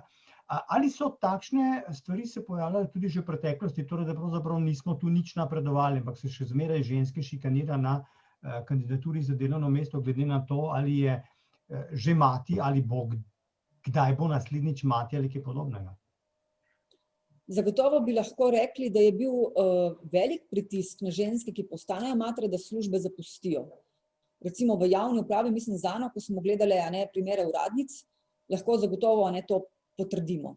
Torej, takrat, ko žena postane mati, se zdi, torej materinstvo, vlogo matere in pa vlogo delavke ne more enako učinkovito upravljati, da se v bistvu obe nalogi nekako izključujeta. Zdaj, Kraljevina Jugoslavija torej to nadaljuje v tem smislu, v tej izključujočih vlogah, kar se recimo lahko vidi tudi v tem, da so pravzaprav ženske, ženske niso zaposlene kot sodnice, niso zaposlene recimo v policiji, razen zelo redkih izjem, na primer Danice Melihar. Tako da to je opaziti. Za resno delo se zahteva predanega človeka in žena, ki ima otroka, se zdi v tem obdobju vprašljiva, če to lahko tako dobro počne. Pomemben vidik vsega tega skupaj je tudi porodniški dopust, ki ga je Maja, oziroma smo ga že nekako na pol omenjali. Velja poudariti, da so prvi poskusi uvajanja porodniškega dopusta veljali že v 19. stoletju.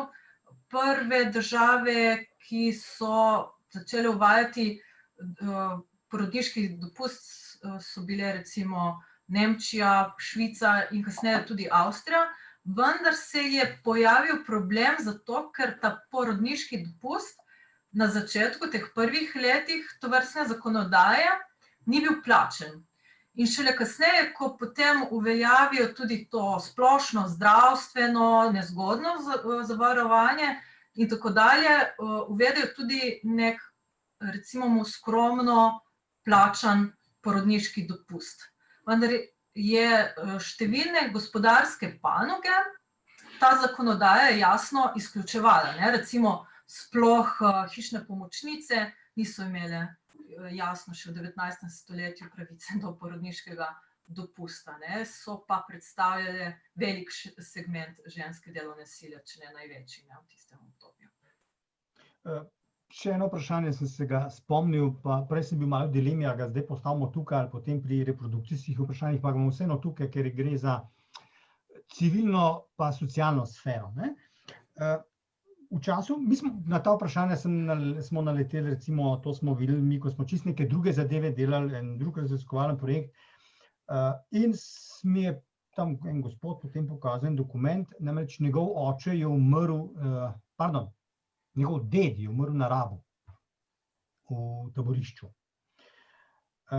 Za njim sta ostala žena in mislim, da 3 ali 4 otroci. En otrok je bil že polnoleten. In potem je žena dobila sodno odločbo o tem, da je lahko skrbnica svojih otrok. Iz tega izhaja, da ni ženska, gre seveda za izhajajoč iz jugoslovanske zakonodaje, na to so se naslanjali.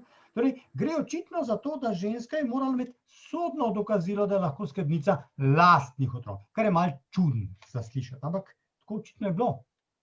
Kdo bi še lahko potem bil? Kdo bi pa lahko tukaj se vpletal? Bil to mogoče kakšen drug moški, svak? Tast? Varuh, ki ga pravzaprav določi sodišče. In to je določeno v občem državljanskem zakoniku, ki seveda velja tudi v obdobju kraljevine SHS.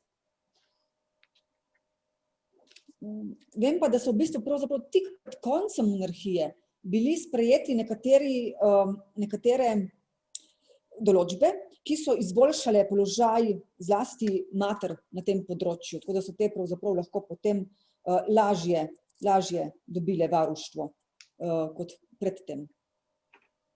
Vsekakor nekaj, kar nam je danes malo nenormalno oziroma nenavadno, da vdova ne bi mogla biti skrbnica lastnih otrok.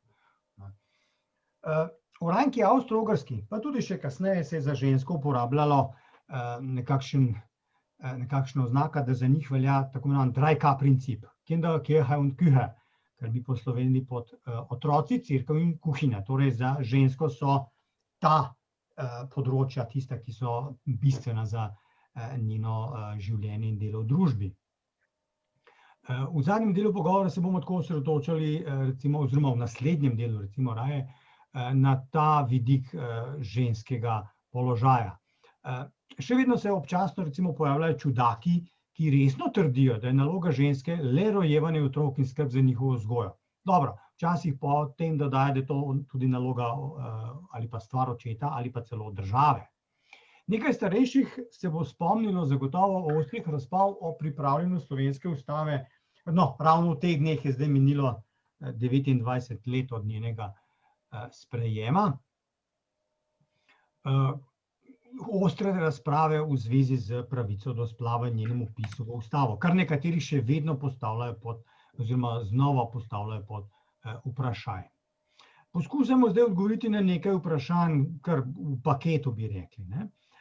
Kako je bilo s splavom pa kontracepcijo v Avstro-Ogrski, Irena? Kaj pa nezakonski otroci, recimo, ne, vemo ta fenomen hudabevške mete in tako naprej. Ali je sploh kaj govora o načrtovanju družine, o enakopravnosti partnerjev pri teh vprašanjih?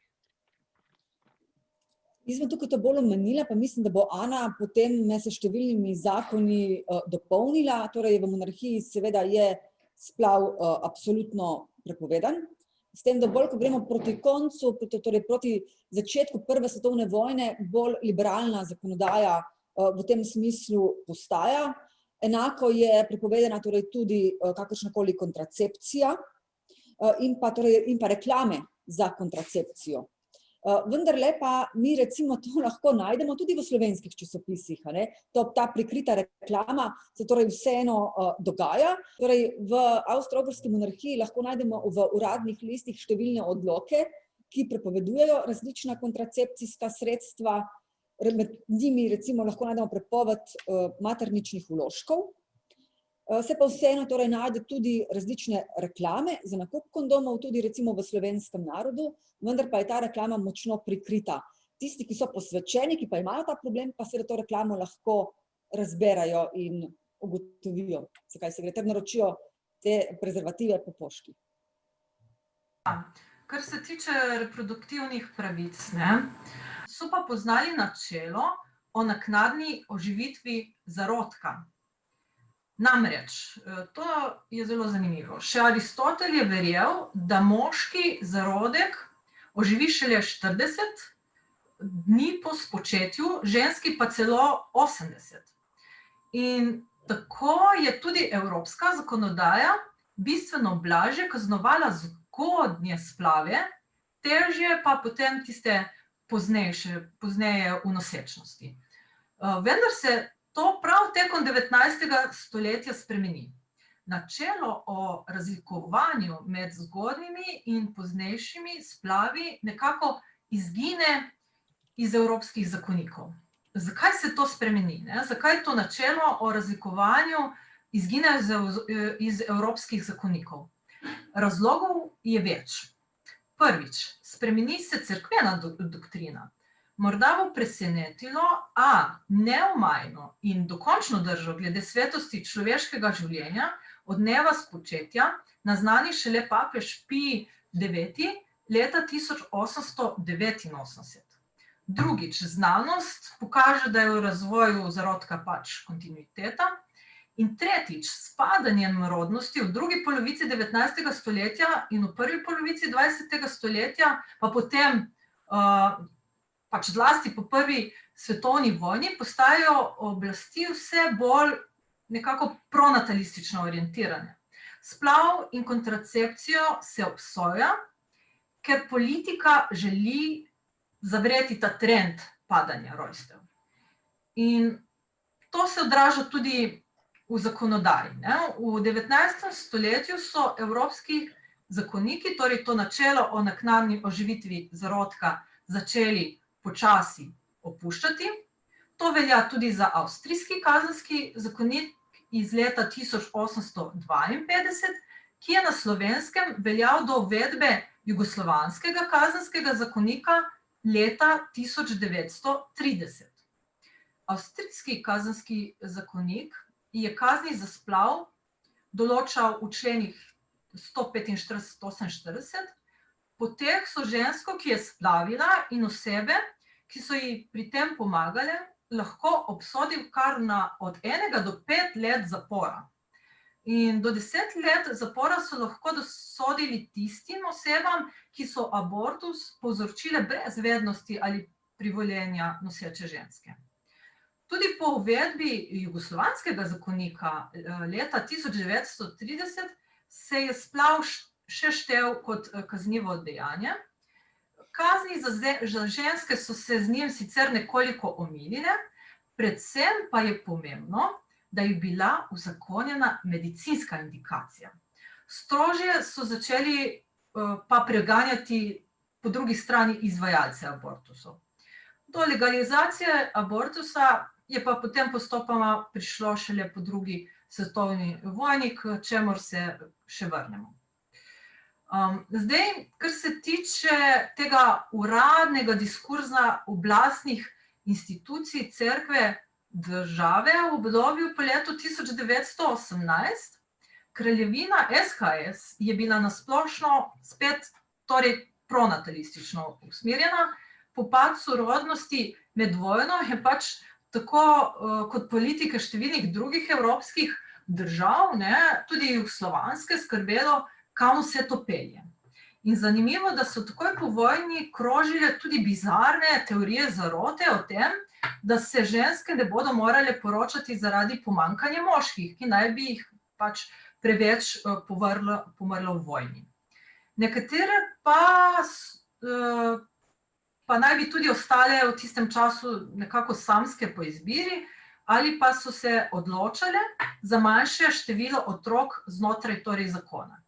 In tako je tudi v kraljevini SHS v okviru te splošne javno-zdravstvene propagande, ki je bila tedaj resnično zelo razvita, nekako nastala tudi ta propaganda, ki je na takšne ali drugačne načine promovirala visoko rodnost.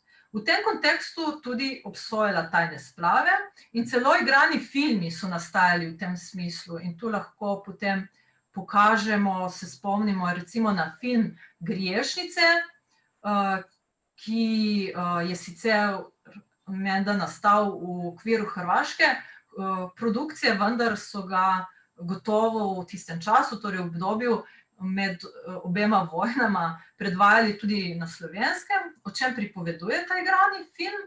Prav o dveh ženskah, ki jih usoda strašno kaznuje, ker so splavile. Kaj pa po drugi strani, zdaj smo omenjali film, smo omenjali kino, kako pa časopisje je tudi naslavljalo tovrstne vsebine?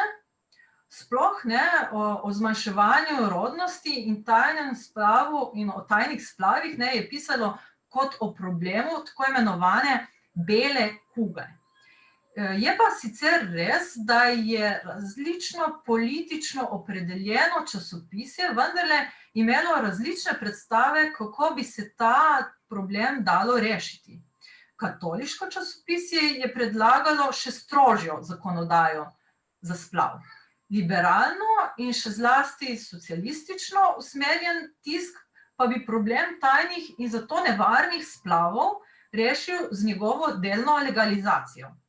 Podobno so razmišljala tudi 3 ženska društva, in sicer Ženski pokret, Zveza delavskih žen in deklet in Zveza akademsko izobraženih žena, ki so leta 1933 organizirala celo zborovanje, na katerem so zahtevala delno legalizacijo abortusa, in sicer na način, da bi se uvedla socialna, etična in evgenična indikacija. Kaj so pomenile te 3 indikacije? V primeru socialne indikacije bi bile do splava, legalnega splava, torej upravičene ženske v socialni stiski, na podlagi etične indikacije bi bile do splava upravičene ženske po posilstvu in po evgenični indikaciji ženske, katerih zarodek bi bil kakorkoli poškodovan. Toda, kar je zanimivo pri tem zborovanju je, da najpomembnejša slovenska oziroma jugoslovanska liberalna ženska društva, na primer Splošno žensko društvo in tako dalje, se niso odločila nekako podpreti te akcije. Zakaj niso podprla te akcije? To je zagonetno vprašanje, veliko sem tudi razmišljala o tem. Njihovemu mlačnemu odzivu je botrovalo več zelo kompleksnih vzrokov.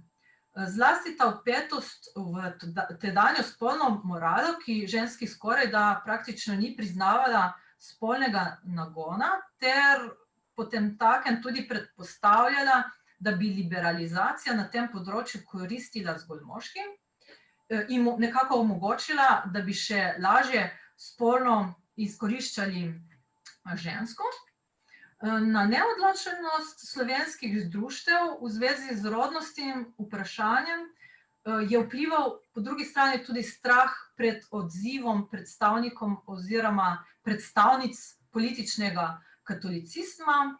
Ta strah vsekakor ni bil brezpredmeten, saj je kmalu po organizaciji prej opisanega zborovanja, na katerem so zahtevali to delno legalizacijo abortusa, katoliško ženstvo pripravilo celo množično proti zborovanje, nasprotno tem ciljem. Zdaj, kako je bilo pa s tem vprašanjem v praksi? Zdaj, govorili smo o zakonodaji, govorili smo o tem, kako se je vsem skupaj pisalo v javnem diskurzu. V resnici so bili te tako imenovani tajni splavi na slovenskem obdobju med obema vojnama izredno razširjeni. Zato se je tudi o tematiki pisalo kot o tako imenovani beli kugi. Praksa je bila razširjena tako v mestu kot na podeželju. Splavljali so tako samske ženske, kot v nekaterih primerih tudi poročene. Splavljali so bolj premožne kot manj premožne ženske. Vendar je javnost ponavadi izvedela predvsem za primere revnih žensk. Zakaj se je razvedelo samo za primere manj premožnih žensk, ne pa tudi za primere teh poročenih? Ker so torej ti primeri manj premožnih žensk prej pritegnili pozornost oblasti in pristali na sodišču. To pa jasno preprosto zato, ker so jim bolj pogosto pomagali kaki neizkušeni mazači oziroma mazačke za manj denarja. In posledično je šlo pogosto kaj takoj narobe, da so potem morali bodisi poklicati zdravnika ali pa so te ženske celo izgubile življenje. In tako so se te zgodbe teh nesrečnih, manj premožnih žensk znašle tudi v črni kroniki v časopisu. Bolj premožne ženske pa so postopek opravile pod kakšno pretvezo, varno, pri šolanih babicah ali celo zdravnikih ginekologih. Prav to je borce za delno legalizacijo, običajno tudi borce za pravice delavcev, posebej jezilo. Zdaj, če še malo pogledamo, kdo so bile te osebe, ki so opravljale splave. So bili to po večini moški, so bile to po večini ženske in kakšne poklice so sicer opravljali oziroma opravljali. Razlike kažejo, da so bile to raziskave torej kažejo, da so bile to v večini ženske. Delavke, žene delavcev, rudarjev in tudi v nekaterih primerih diplomirane babice. Zdaj, koliko so pri tem zaslužile, medtem ko so recimo zdravniki in diplomirane babice ter nekatere zelo znane mazačke za abortus računale od 400 do 1000 ali več dinarjev, so se pri drugih cenah, se pravi pri teh manj izkušenih, gibale med 100 in 300 dinarjev. Se pravi, razpon cene za splav se gibal od 1000 pa do 100 dinarjev. Šlo je torej za precej dobre zaslužke, če upoštevamo, in tu nujno potrebujemo nekakšno primerjavo, šlo je torej za precej dobre zaslužke, če upoštevamo, da so na primer ženske tedenske plače, na primer v eni izmed takratnih tovarn znašale le 164 dinarjev. Eksistenčni minimum enega človeka pa naj bi na primer leta 1936 znašal 622 dinarjev. Seveda te nagrade za abortus pa niso bile fiksne nekako, pač pa so jih izvajalci prilagajali glede na materialni status, glede na starost ploda in glede na v postopku uporabljena sredstva. In to je še posebej zanimivo, katera sredstva so se uporabljala v tistem času, taki tovarniški, prav za ta namen izdelani predmeti se v pregledanih virih, če izvzamemo splave, ki so jih upravljali ginekologi, pojavljali izredno redko. Ena najbolj razširjenih metod za sprožitev splava na Slovenskem, oziroma bolj konkretno na Celjskem, kajti sama sem raziskovala predvsem kazenske spise iz tega območja, je bila poseganje v maternico s telohovo korenino. Poleg telohove korenine so izvajalke abortusov uporabljale tudi peteršiljevo korenino, pa kurje pero. Spomnimo se tudi danes, ko so bili te protesti v povezavi z dogajanjem na Poljskem, so nekateri kazali kurja peresa, drugi so kazali obešalnike in podobno je bilo tudi v tistem obdobju. Uporabljali so razne napitke, naprimer omenja se denimo žafran kuhan v vinu. Tako visoke so bile kazni za splav. Do nekaj mesecev so kaznovali recimo te izvajalke in izvajalce abortusov, povratnice so pa potem še strožje kaznovali.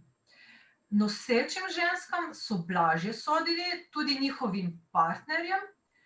Po uvedbi jugoslovanskega zakonika so torej tem nosečim ženskam in tudi njihovim partnerjem dosojali zgolj nekako te pogojne kazni. Torej, same kazni v resnici niso bile največji problem dejstva, da so bili splavi potisnjeni v ilegalo. To tragičnost kriminalizacije abortusa se je bolj kot v konkretnih kaznih, ki niso bile tako stroge, kot vidimo, kazala pravzaprav v teh groznih težavah, s katerimi so se ženske spopadale, zato ker so pač rešitev morale iskati v ilegali. In tu zasledimo primere raznih goljufij s strani izvajalk in izvajalcev abortusov, slabe higienske razmere, v katerih so izvajali te operacije, strah pred tem, da bi tudi, ko je prišlo do raznih zdravstvenih zapletov, te ženske poklicale zdravnika, ki bi potem izdal njihovo skrivnost. Pomembno negativno posledico tovrstne zakonodaje, to je posebej zanimivo, pa je možno iskati tudi v vzgojnih in izredno krutih nadzorovalnih mehanizmih samega preiskovalnega postopka. Recimo kazenski spisi, ki sem jih sama pregledala, pričajo, da so obtoženke morale predstaviti invazivne zdravniške preglede, katerih izvidi so bili potem predstavljeni na sodišču javno, do postankosti so bile razstavljene tudi te njihove ljubezenske zgodbe in spolno življenje. In nekateri procesi so se resnično vlekli mesece in mesece, kako travmatična in sramotna je lahko bila ta izkušnja, pove primer, ko si je obtoženka zaradi stresa in sramote, ki jo je doživela med procesom, celo vzela življenje. Stanje je bilo torej resno in alternativ skoraj da ni bilo. Maja, kdaj pa je zdaj po drugi svetovni vojni splav ni več tak problem?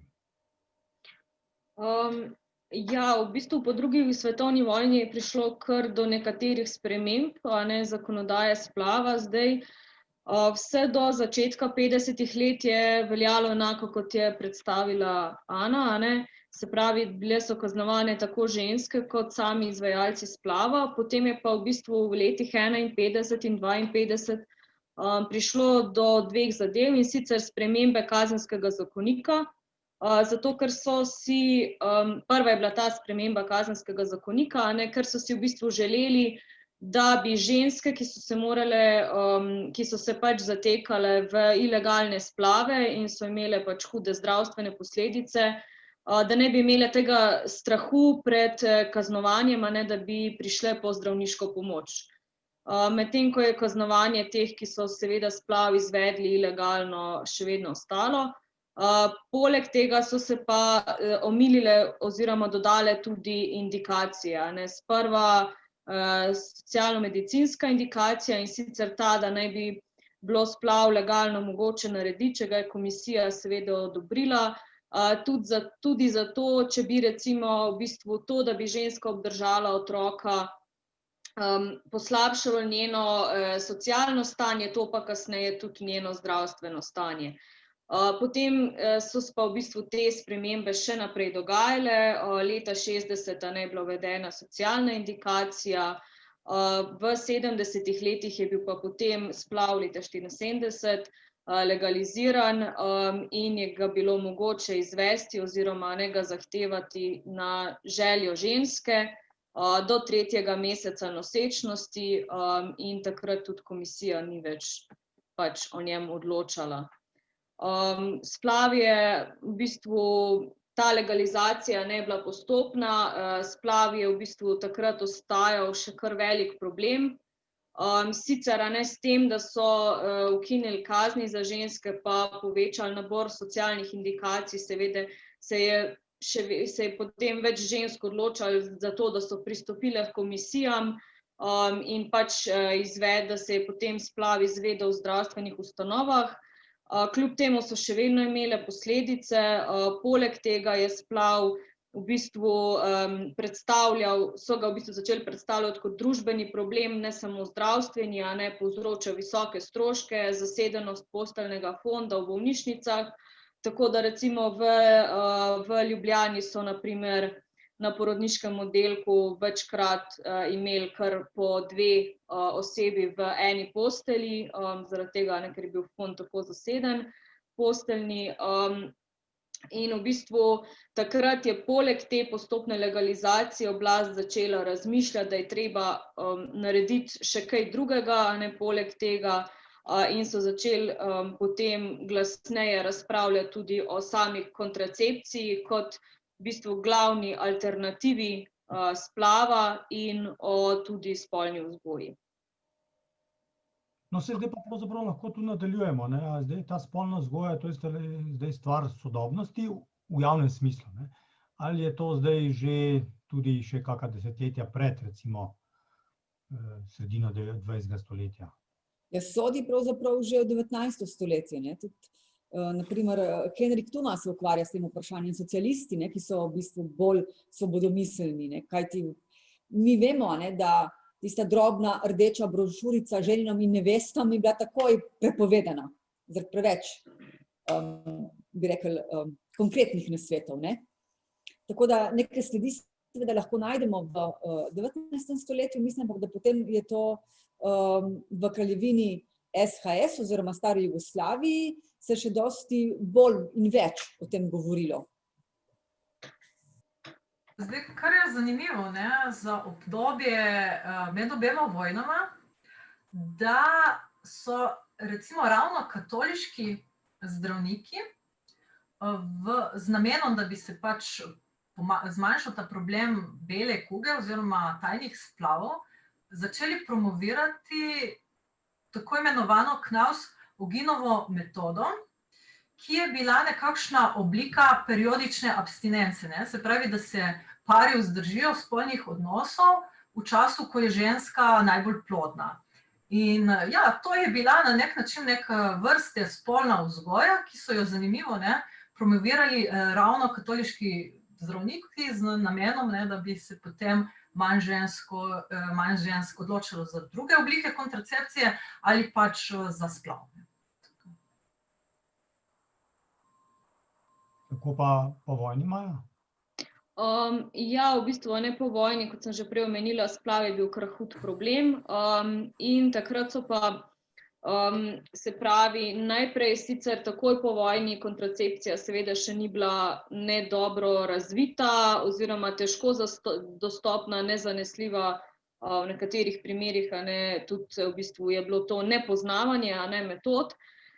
Potem pa v bistvu nekaj časa, se pravi v teh prvih povojnih letih, niti zdravniška stroka, niti sama politika se nista mogli ravno odločiti, a je zdaj kontracepcija depopulacijsko dejanje ali je to neko odgovorno ravnanje posameznika, ampak potem v 50. letih je bil pa v bistvu narejen ta korak, da je leta 1958 bilo na zvezni in republiški ravni sprejeto, da je v bistvu kontracepcija glavna in najboljša alternativa splavu.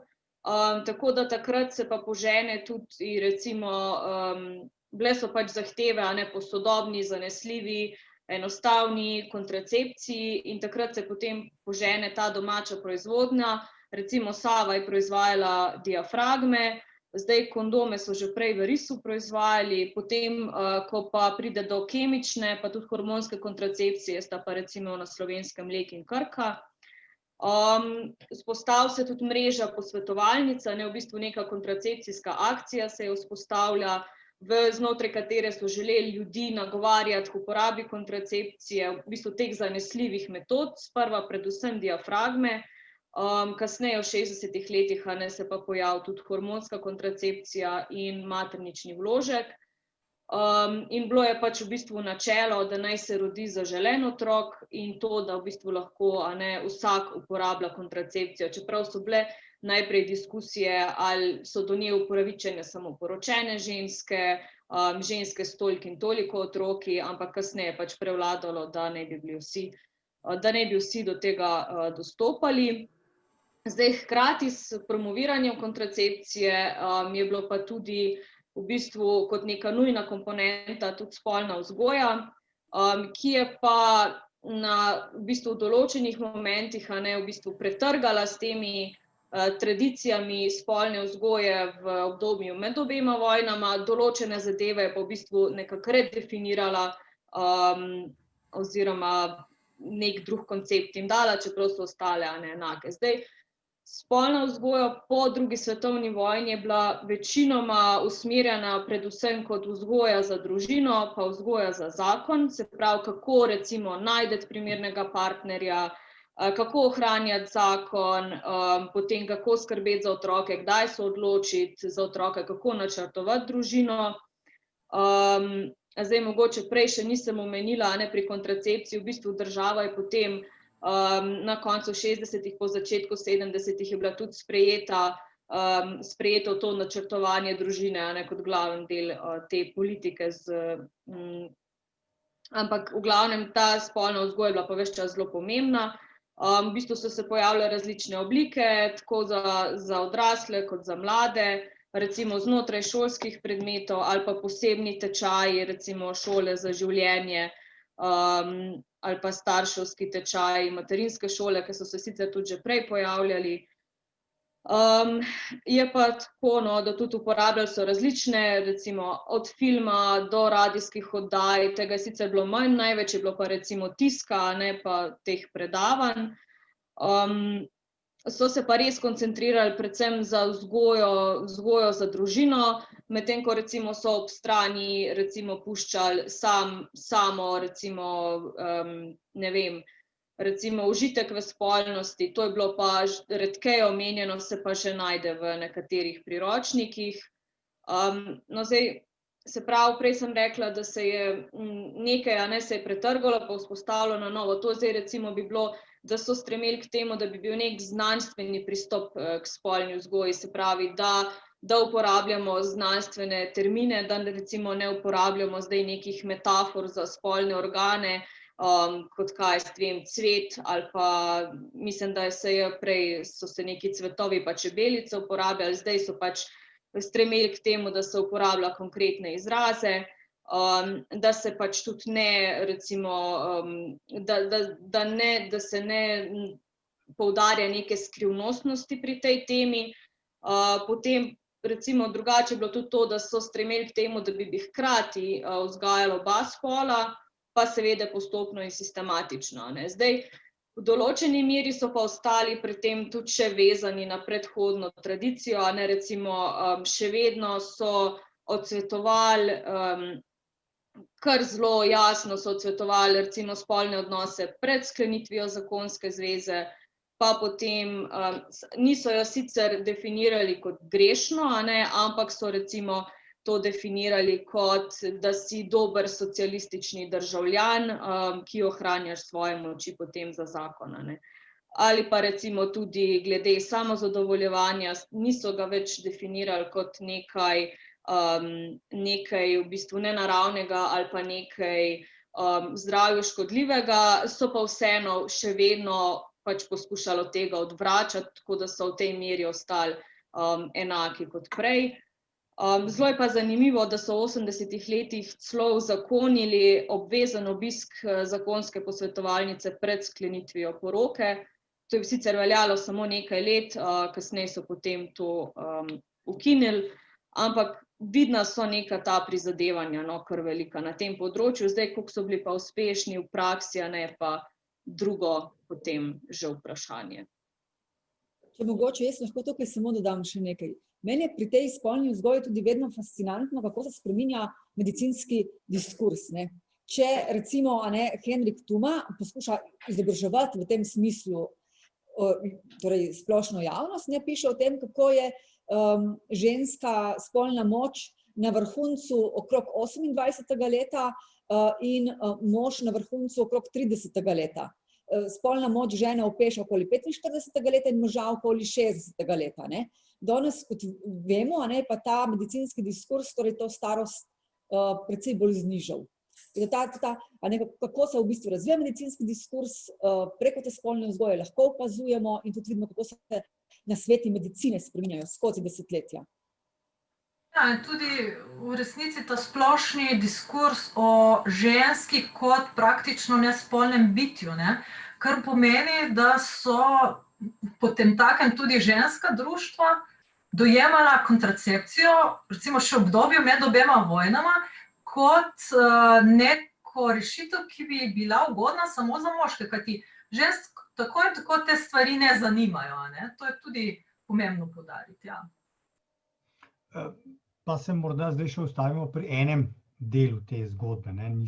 Jaz sem ga na začetku sicer kot vprašanje zastavil, pa smo zdaj predvsem o ženskem vidiku ali pa predvsem z žensko povezanem vidiku, ne.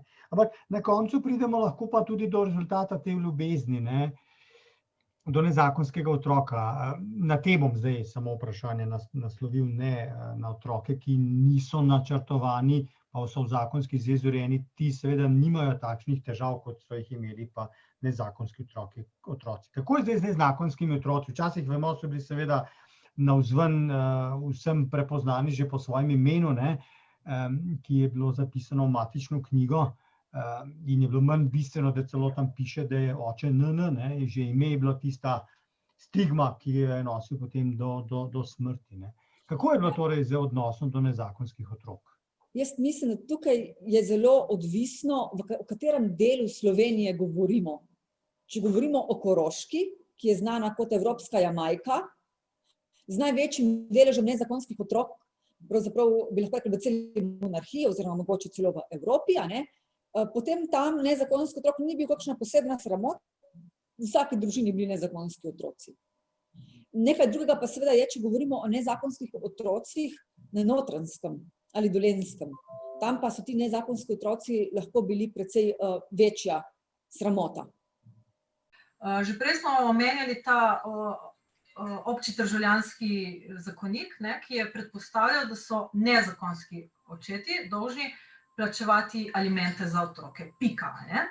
Ampak zdaj vsaj načelno so torej je bilo to potrebno upoštevati, vendar se je v praksi zataknilo drugje.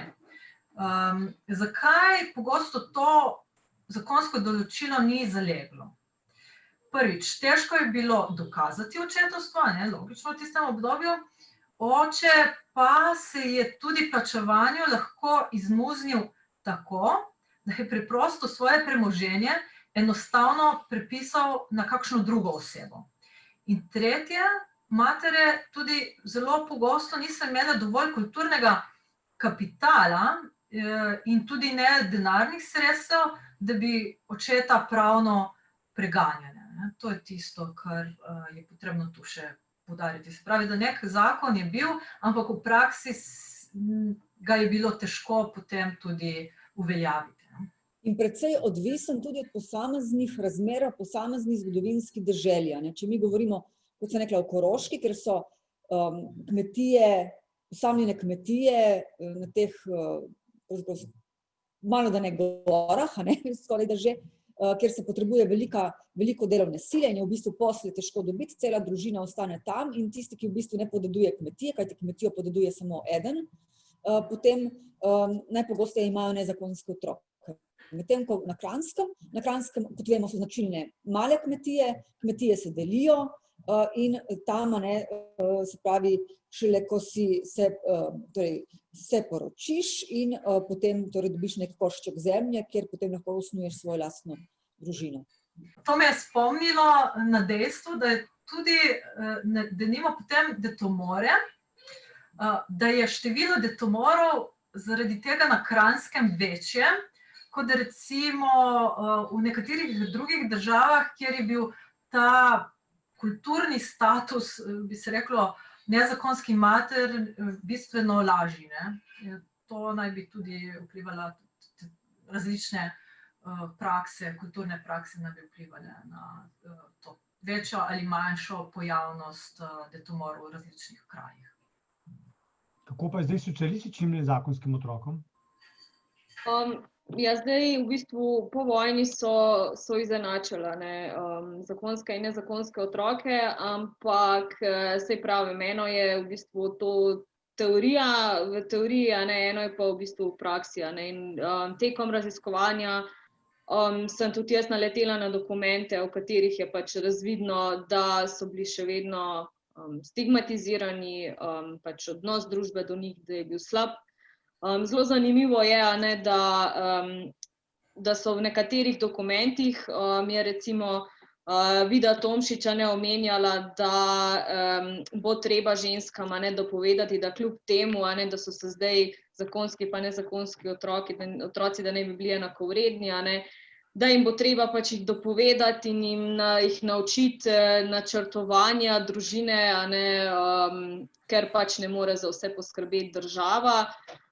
Poleg tega, recimo, nekatere so imele, seveda, tako kot je prej Ana omenila, težave z dokazovanjem očetovstva. Pa recimo zanimivo je, ta stigmatizacija je bila še vedno vidna in je tudi recimo v priročniku, ki je nastal za osnovne šole, priročniku za spolno vzgojo, je bila ta mladoletna oziroma nezakonska nosečnost izpostavljena kot ena od deviacij spolnih in je bilo, deviacij, pač uvrščena je bilo v to poglavje in je bilo v bistvu napisano, kako postopati zdaj s temi dekleti. In je bilo svetovano, da se jih za čas nosečnosti odstrani iz šole. Poleg tega pa potem, ko se vrnejo nazaj v šolo, je bilo pa priporočeno, da se šolajo potem na drugi šoli.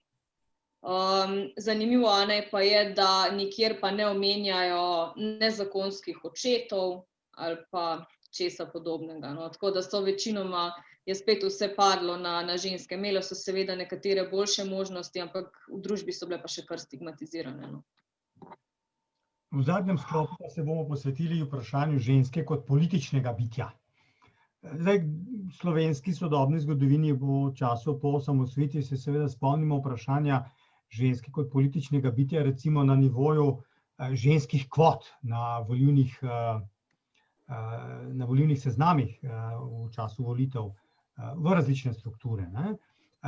To je bila prva faza, druga faza je bila, se spomnimo, pa so pravzaprav današnje stanje, ko pa ni napisano, koliko mora biti minimalni delež ženskih kvot, ampak kakšna mora biti minimalna struktura glede na spol, torej so lahko moški tudi v manjšini. Tu se mislimo na neformalno vlogo, ker vsaj v dolgem času, vse do konca druge svetovne vojne, če pustimo zdaj pri miru drugo samo vojno, ko so neke možnosti, so ženske formalno neudeležene v politiki, ne. So recimo pozivalke oziroma potiskajo može, da gredo na volišča, da ne bi pozabili voliti ali kaj podobnega. Same nimajo volilne pravice, o tem smo že govorili v enem drugem našem pogovoru, ki si ga lahko ogledate. Ampak to ne pomeni, da ženske niso aktivni političarke, ne, da ne protestirajo, da se ne oglašajo za različne, ne zgolj z ženskami povezanimi interesi, ne. To se začne tudi že v Avstro-Ogrski in seveda nadaljuje tudi med obema svetovnima vojnama. Ženske so bile v vseh političnih taborih, tako katoliškem kot liberalnem, kot v delavskem. Vse so imeli neke ženske sekcije. Kako so torej ženske sploh vstopale v politično polje in kako so tam delovale od Rajnke Avstrije naprej? Zdaj bom povzela tisti del našega pogovora iz minulega pogovora o političnih pravicah. Torej ženske za časa monarhije je glavno tako, da imajo pravico voliti zgolj davkoplačevalke, torej tiste, ki plačujejo določen znesek davka, in pa učiteljice, torej po izobrazbi in pa torej davku. Volijo lahko na občinski ravni, volijo lahko na deželni ravni, recimo na Štajerskem celo vse do leta 1904, na Kranjskem se ta pravica torej davkoplačevalkam črta prej, lahko pa še vedno volijo torej v veleposestniški kuriji, kjer njihov glas pravzaprav odda pooblaščenec. Enako sicer velja tudi za lokalni nivo. Na državnozborskem nivoju torej lahko volijo v veleposestniški kuriji, vse dokler leta 1907 seveda niso uvedene neposredne volitve. V kraljevini SHS je črtana ženska, torej volilna pravica žensk. Ženske te volilne pravice nimajo, čeprav SLS strastno agitira za to pravico in si nam vsekakor želi, da bi ženske to pravico imele, preprosto iz neke instrumentalne, pragmatične računice, da če bodo ženske imele volilno pravico, bodo volile katoliško, bodo podprle Slovensko ljudsko stranko. Naj pri tem dodam, da mogoče to naše razmišljanje o kvotah, lahko prve začetke, zgodovinsko gledano, lahko pravzaprav gledamo že leta 1919, lahko že najdemo namreč Jugoslovanska demokratska stranka in pa njen ženski odsek, ki ga pravzaprav lahko najdemo vse članice, ki so v tem ženskem odseku Jugoslovanske demokratske stranke, so praktično tudi v splošnem slovenskem ženskem društvu, razmišljajo tudi že celo o kvotah. Namreč tako imajo idejo, da bi lahko v glavne in pokrajinske odbore stranke, da naj bi se volilo polovico moških in pa polovico žensk, kar pa se potem ne uresniči, ta ideja ostane zgolj na papirju. Tako da nekako ženske do leta 1918 pravzaprav tudi sploh niso smele biti članice političnih društev, pri čemer definicija, kaj je politično društvo, pravzaprav ni bila dana. Šele potem iz različnih vladnih uredb se da pravzaprav ugotoviti, kaj je to politično društvo. Tako en razglas, državni razglas pravi, da je to upoštevanje vseh potrebščin ljudstva, zasledovanje agitatorskega delovanja nemške socialistične in katoliške stranke in tako naprej. Torej, ženske v političnih društvih niso smele biti članice, torej niso smele biti članice političnih strank. Jugoslovanska socialdemokratska stranka se temu izogne s tako imenovano institucijo vertrau personam, torej tako imenovane ženske, govornice, ki povezuje ostale ženske v socialdemokratski stranki in potem tudi ženske v Jugoslovanski socialdemokratski stranki so že v času pred Prvo svetovno vojno članice najvišjih strankarskih organov. No, za ostale stranke pa se v glavnem zgodi, da potem, ko se prekine ta prepoved delovanja žensk v političnih strankah, po letu 1918 se ustanovijo ženski odseki Slovenske ljudske stranke, ustanovijo se torej ženski odseki, uraden ženski odsek Jugoslovanske socialdemokratske stranke, ustanovi se torej ženski odsek Jugoslovanske demokratske stranke, torej narodno-socialistične stranke, torej ti odseki so. Pri tem moramo tudi vedeti, da se v bistvu začne ena velika politizacija žensk že v času pred Prvo svetovno vojno. Mi lahko v bistvu, če beremo te spomine učiteljic, recimo pišejo, kako ko so obiskovali učiteljišče med letu 1885 1889, nobena si sploh ni mislila, da bi se ukvarjala s politiko. To je bila v bistvu pokvarjena beseda. Potem, ko učiteljice kasneje, ko pišejo svoje spomine iz časa tega svojega študija, pa že pišejo, kako se začnejo ukvarjati s slovenskim vprašanjem, kako jih v bistvu zadanejo globoko v srce ta nacionalna vprašanja, kako se angažirajo na kakšnem pogrebu slovenskega veljaka, kako nosijo trake v slovenskih barvah, trobojnice, kako recimo Marica Bartol recimo piše, kako se obleče v slovensko zastavo, v modro krilo, rdeč predpasnik in belo srajco in tako naprej. No, medtem ko pa recimo učiteljiščnice, torej iz zadnjega desetletja, pred Prvo svetovno vojno, se pa začnejo že zelo politično angažirati. Preko krožkov, ki vladajo na teh šolah, torej v omladini, ki se organizirajo dijaki, se potem kmalu v teh krožkih, ki berejo zelo napredno literaturo, od Darwina, Ibsena, Marxa, začnejo organizirati tudi v bistvu dijaki, začnejo debatirati politična vprašanja in tukaj vlečeti zelo pomemben zgled ruske študentke. Namreč mi lahko beremo v spominih Pavla Hočevara, kako jih ruske študentke predstavljajo ideal, pravi, saj pojdem na kmete širiti prosveto in napredek, ali ne hodijo tudi ruske študentke na deželo in širijo revolucionarne misli. Tisti trenutek sem začutila resnično prebujenost. Kakšnih žrtev je zmožna ruska revolucionarna mladina. Študent in študentka, ki jo je duševno zbližal revolucionarni idealizem, se poročite in to samo formalno zato, da bi kot mož in žena lahko šla na kmete in prosveteljevati ljudstvo. No in tukaj se potem vidi ta politična angažiranost teh mladih dijakinj, ki se jih ponovno recimo prepozna v času med Prvo svetovno vojno, v dijaških demonstracijah, ko recimo se vrne Hribar iz konfinacije in ga slavijo. Hkrati pa seveda torej obmetavajo stavbo, kjer ima pisarno Šuštaršič. In potem tudi kasneje v medvojnem obdobju, za neko drugačno radikalizacijo mladih, vemo, da v bistvu Primorska je izgubljena, ustanovljen je Tiger in tudi Tiger na eni strani, ali pa recimo komunistična partija ima ženske podpornice. Ni jih veliko, pa vendarle so.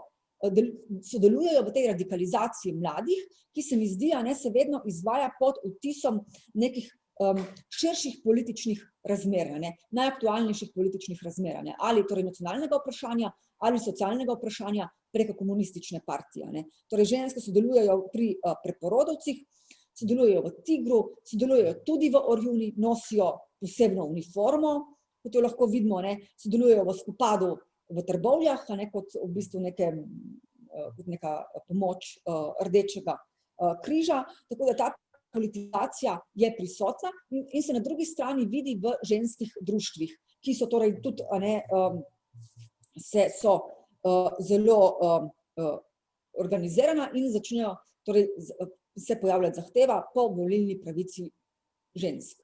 Pri tem moramo vedeti, da ta ženska društva pred Prvo svetovno vojno sodijo v kontekst, neki kulturni kontekst avstrijske monarhije, kar pomeni, da so zmerna.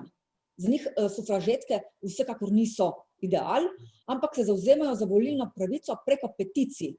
Ali pa denimo se odločijo tudi recimo za določen sprevod za volilno pravico žensk, vendar pa v avtomobilu, recimo v kočijah, naprimer v Münchnu ali pa na Dunaju, ne zasedajo pa javnega prostora ceste. To lahko naredijo samo delavke, socialdemokratke. Medtem ko pa recimo v medvojnem obdobju pa se že pojavijo ta permanentna zahteva po volilni pravici žensk, včasih se združijo in celo presežejo svoje delitve liberalke in pa konzervativke, torej Slovenska ljudska stranka in pa Jugoslovanska demokratska stranka, in se skupaj zavzamejo za volilno pravico žensk. Seveda potem uvedba diktature, to politično aktivnost normalno se znajde v zatišju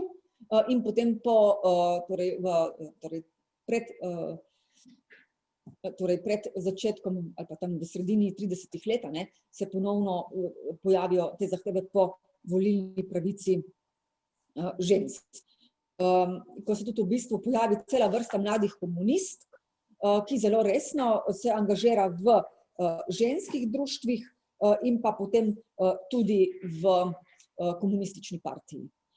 In to so v bistvu tudi te ženske, ki bodo to svoje znanje črpale v teh ženskih društvih in po drugi svetovni vojni to svoje danile v izvrševalnih politikah, ker lahko v bistvu konec koncev krojijo politiko po drugi svetovni vojni. Ampak to znanje se ne porodi iz niča, porodi se iz kontinuitete ženskih društev. Lahko samo en medklic tukaj. Ja. So ženske stavkale, recimo. Kako so kakšni policija, ali pa če so bili protesti, kako je pa policija postopala z ženskami? Kaj mehkeje kot z moškimi, ali mislim, vljudneje, recimo? Ali so jih ravno tako mlatili, lahko, če bi treba koga mlatiti, kot so znali policaji mlatiti?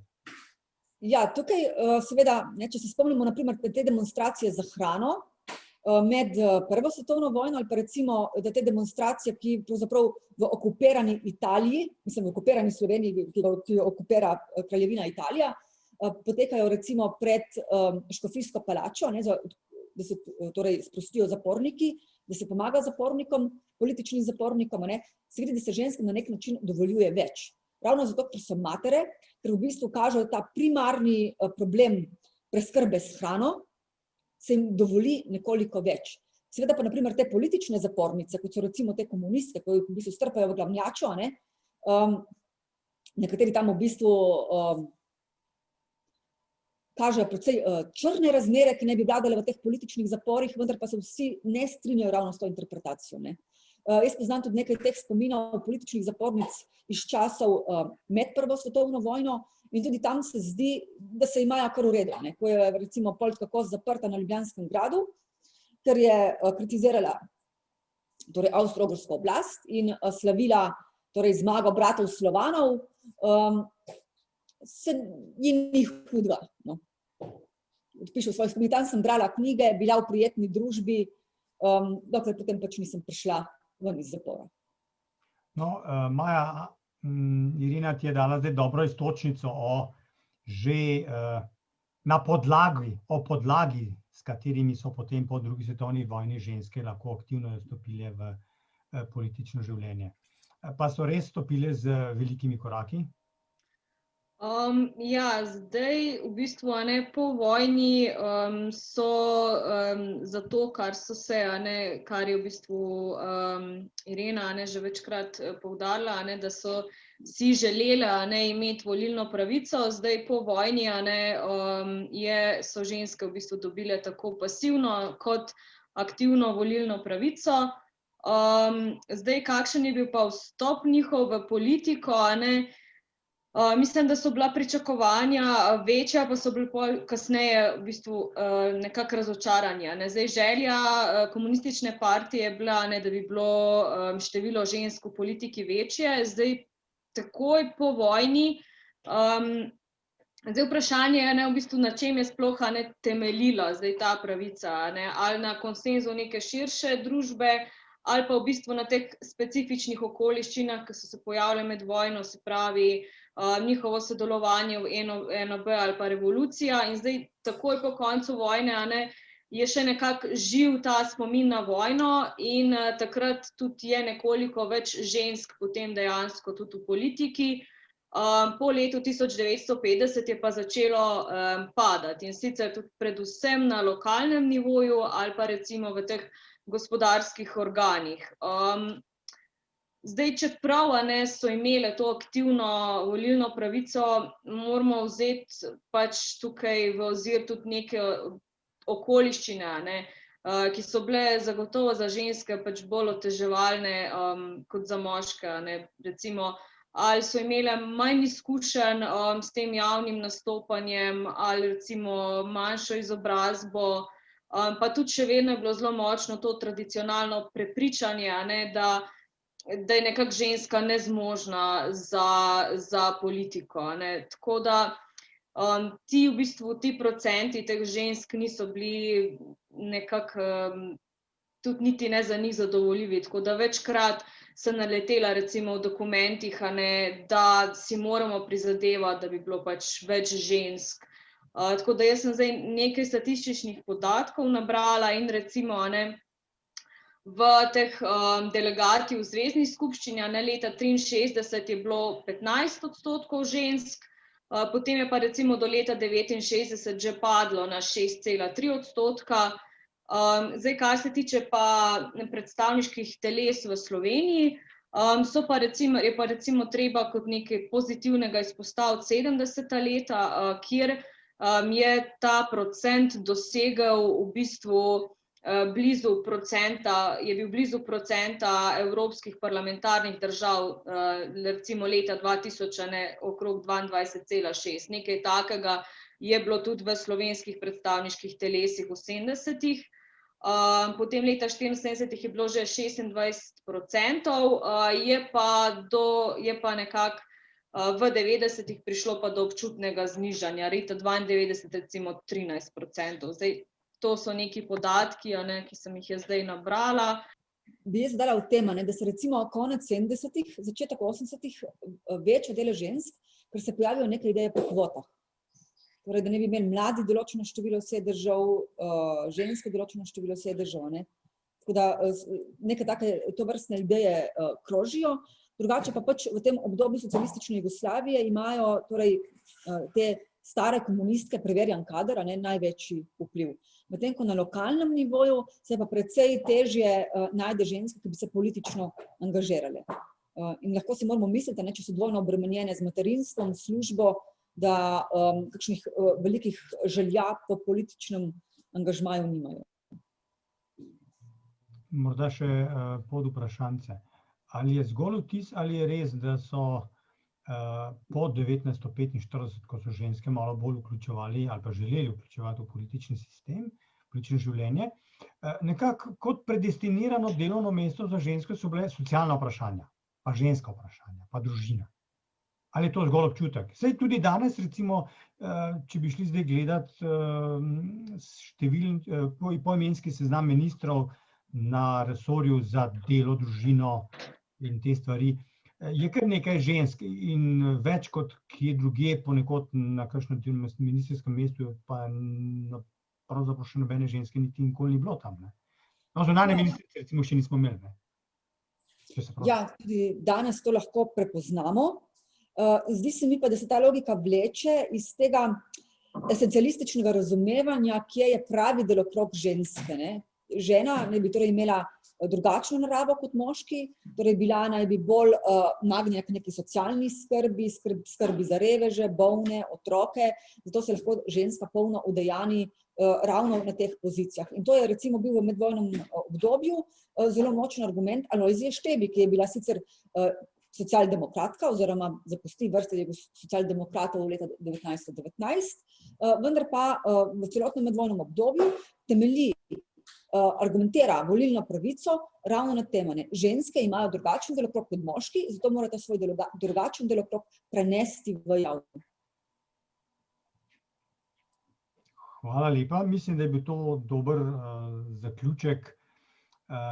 Tudi v povezavi z aktualnim stanjem, ko so različne stvari zopet pod velikimi vprašaji, ne zgolj zaradi korone, pa tudi zaradi najrazličnejših drugih razlogov, do katerih smo priča v 21. stoletju, ko smo mislili, da so stvari že rešene, pa smo pravzaprav padli pri nekaterih mestih precej nazaj.